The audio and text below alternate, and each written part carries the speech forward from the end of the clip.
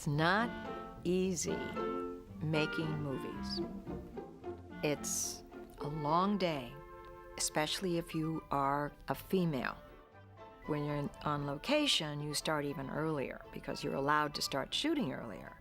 So let's say an average day in Santa Rosa started at maybe 5:30 in the morning.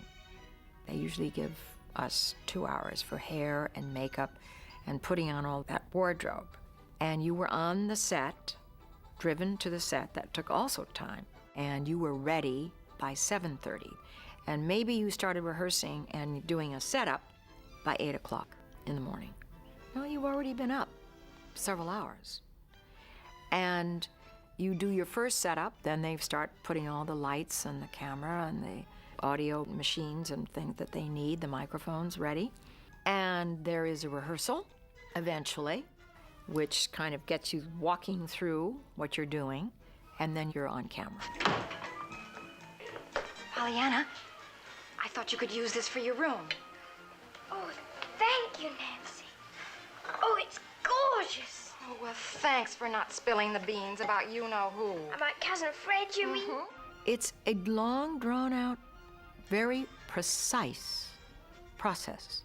Because when you walk from here to here, you can't go from there to there because the lights are placed in exactly the right spot for you to take it from here to here.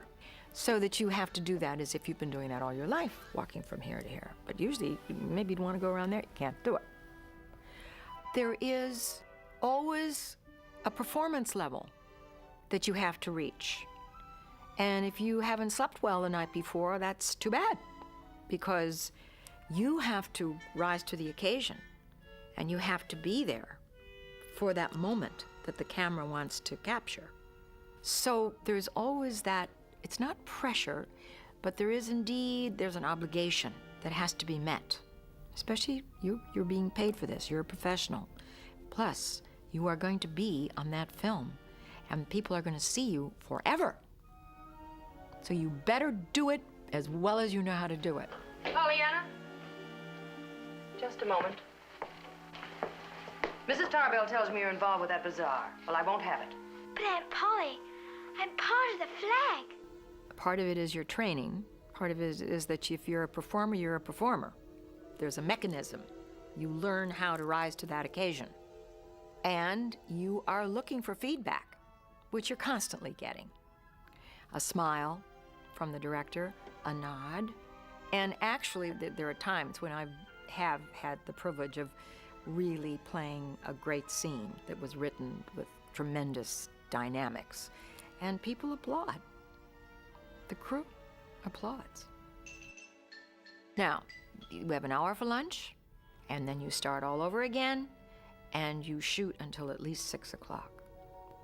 And then when you're through, you now have to disrobe all of that costuming, and you have to take off all of that makeup, and then you have to relax and have your dinner, and number one, key, get your rest, and be prepared for the next day, for your lines, for what you're going to do.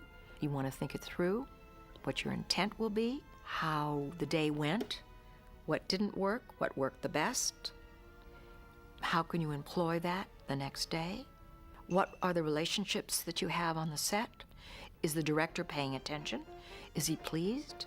It's very important because actors are by and large insecure. How did it come off when they see it in the dailies? How can you do it better? It's an endlessly fascinating and very involved process with many, many, many, many tiny parts and many, many people doing all kinds of different jobs to make that moment on the screen happen. Nancy, what are you staring at? Oh, nothing. Nothing at all, sir.